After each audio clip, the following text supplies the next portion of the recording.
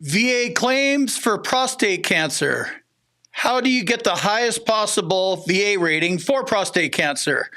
There's a few different ways to tackle this one. Like with many claims, it all comes down to strategy. If you want to talk strategy, check out my bootcamp, links in the description. The VA has a special rating schedule for veterans with disabilities that are caused by prostate cancer. This rating schedule allows you to get a 100% VA disability rating temporarily while your cancer is active, and then it allows you to get a 60% VA disability rating for the residual effects. This disease can take a severe toll on your body, physically and mentally, right? After you've been dealing with cancer, you get it out of your body, you're going to have problems. Even after recovery, many veterans have lifelong problems with disabilities that you have to manage, after the cancer. So even though the remission is technically cancer-free, many veterans still receive a VA rating for side effects related to cancer. So we're talking about being in remission, we're talking about residuals, secondaries, and side effects. Understanding how the system works is crucial to getting the highest possible rating. Look at your symptoms, get your VA claims file, understand what you have before you file your claim. Educate yourself. How do you prove that the military caused your prostate cancer? You're going to need a current diagnosis of prostate cancer. You're going to need proof of an in-service event or injury that led to your prostate cancer. You're going to need a link, which is called the nexus, that connects your service to your prostate cancer. The best way to get a diagnosis of prostate cancer is to have your doctor do a biopsy. During a biopsy, the doctor is going to remove small pieces of tissue from your prostate, send it to the lab, and examine it for cancer cells. So once this happens, you get the biopsy, you basically have the diagnosis. The symptoms are the symptoms, and then there's a couple ways to tackle the nexus. You could go straight at them with the nexus, or you could go presumptive service connection, and this is all part of the strategy too, which way works better. So let's talk about presumptive service connection for Agent Orange exposure. Vietnam veterans were exposed to Agent Orange, and the VA has a presumption of service connection for Vietnam veterans with this. This means that if you served in Vietnam, you've been diagnosed with prostate cancer, the VA will assume that the cancer was caused by your exposure to Agent Orange. This includes Blue Water Navy veterans who served in Vietnam that never went on the land. Another presumption is the PACT Act, Gulf War veterans and post 9/11 veterans who develop prostate cancer. The PACT Act is a huge win. It was passed last year. Veterans who served post 9/11 and Gulf War are eligible for burn pit presumptive service connection for their prostate cancer. So this one's different. It works differently. It's a different kind of presumption than the Agent Orange presumption, but these are two presumptions, and the PACT Act one is extremely new, and they're basically started rolling that out and rating those claims 1 January 2023. I'll leave a link to the PACT Act. It's a big bill. It's a good bill. And if you fit into this category, one of these two categories, Vietnam veteran, Agent Orange, and you have prostate cancer, Gulf War veteran, post 9/11 veteran, you have one of these conditions in the airborne hazards and burn pit exposures, and you have prostate cancer, you can go that route. But how do you prove service connection if you don't fall into one of these buckets? And you need to just go straight at them and establish service connection the old school way. We'll use a direct service connection as an example. Just because you weren't in one of these presumptive condition areas doesn't mean that you don't have an increased risk of developing prostate cancer. There's lots of places that they're not even talking about and probably still admitting we never were there. Lots of them, hundreds, right? Probably thousands.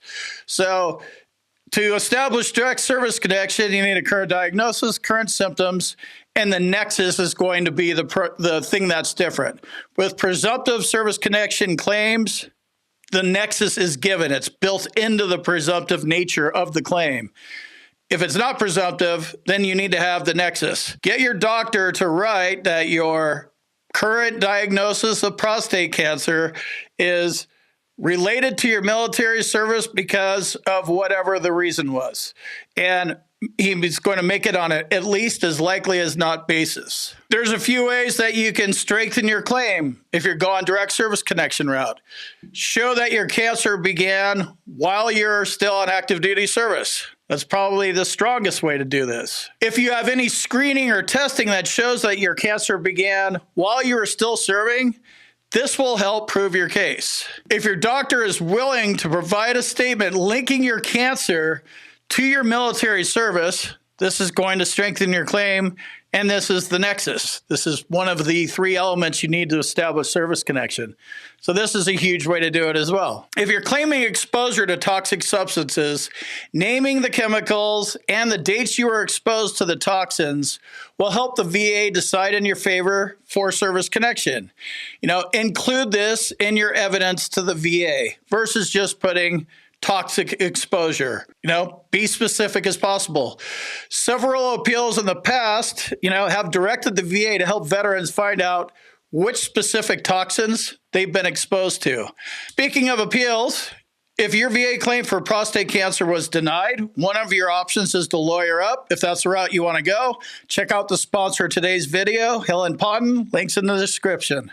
How does the VA rate prostate cancer? After you file with a diagnosis and prove you served in one of the eligible areas, you're going to be, assigned a temporary 100% VA rating. So you're going to get the temporary 100% for the prostate cancer while it's active. A VA prostate cancer rating is assigned using diagnostic code 7528. When you successfully undergo treatment, and you no longer have active prostate cancer, the most common residual lowball rating is 10%. If that's what you have and you were lowballed, you definitely want to look at appealing that and getting it changed to what it's supposed to be. VA ratings for residuals for prostate cancer. Once you've been off treatment for 6 months and your prostate cancer is in remission, you no longer have an active cancer diagnosis. The temporary rating's gone, right? The VA is going to assign you a residual rating. A residual rating is given to any condition that persists after treatment has ended. Several common residual conditions occur after veterans have recovered from prostate cancer. For example, suppose you had surgery to remove your prostate gland and you're now incontinent. In that case, you'll receive up to a 60% VA disability rating. This is the highest VA disability rating for incontinence. Urinary incontinence is also called voiding dysfunction. You may have seen that in your records. The ratings are 20% to 60% based on these criteria. A 20% VA disability rating is you wear absorbent materials and you only change them once a day. A 40% rating, you change absorbent materials 2 to 4 times daily. A 60% rating, you wear an appliance or change absorbent materials more than 4 times daily. Make sure you document how much you have to change, because this is where your ratings is going to come from. Urinary frequency is another one. This is another residual. It's rated from 10% to 40% based on this criteria. You go every 2 to 3 hours, or you wake up twice each night to urinate. 20%, you go every 1 to 2 hours, wake up 3 to 4 times each night to urinate. A 40% rating, you go less than every hour, so every 30 minutes or so, right? And you wake up 5 or more times a night to urinate. These are a couple high-value residual claims that you could file, and they can get you up to 40% in one case and 60% in the other case for residuals of prostate cancer. If you need to appeal your VA claim, check out Hill & Ponton at hillandponton.com. See if they can help you out. Also, if you're at Camp Lejeune between 53 and 87, you may be eligible for additional benefits. Links for both of those are in the description. Don't forget to sign up for my boot camp if you want to learn more about my process, which is the VA claims process. You're going to need medical evidence to win your VA claim. If you're missing a diagnosis, severity of your symptoms, or a nexus, and your doctor won't do it for you, send an email to Second Strata and see if they can help you with your missing medical evidence.